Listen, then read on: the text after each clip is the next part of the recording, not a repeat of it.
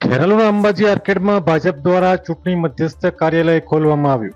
આજરોજ તારીખ 22 એપ્રિલ 2024ના રોજ બપોરે 3 વાગે ખેરાલુ ધારાસભ્ય અને ભાજપ સાંસદ ઉમેદવાર ભરતસિંહ ડાભીની હાજરીમાં ખેરાલુના અંબાજી આર્કેડમાં ચૂંટણી મધ્યસ્થ કાર્યાલય ખુલ્લું મૂકવામાં આવ્યું છે।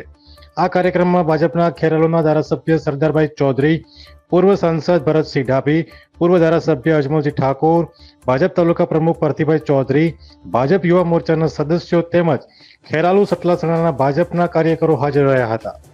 અહેવાલ જીગર મેવાડા, ખેરાલુ। પાર્ટીએ પાટણ લોકસભાની સીટ ઉપર મારી બીજી વખત પસંદ કરી છે।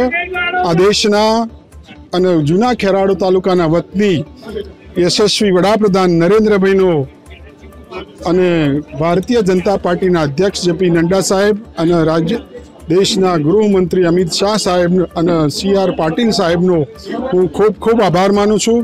જ્યારથી મારી ટિકિટ ડિક્લેર થઈ છે ત્યારથી ભારતીય જનતા પાર્ટીના સંગઠને એક પણ કલાકનો આરામ આપ્યા વગર મહેસાણા, બનાસકાંઠા અને પાટણ 3 જિલ્લાઓની સીટ હોવાથી પ્રવાસ કાર્યક્રમ યોજીને લોકો વચ્ચે જ્યારે મને જવાનું થયું છે ત્યારે કાર્યકર્તાઓ, બુથ કેન્દ્રના પ્રમુખો, શક્તિ કેન્દ્રના પ્રમુખો અને પ્રજા વચ્ચે જ્યારે જવાનું થયું છે ત્યારે પ્રજામાં, કાર્યકર્તાઓમાં અનેરો આનંદ છે।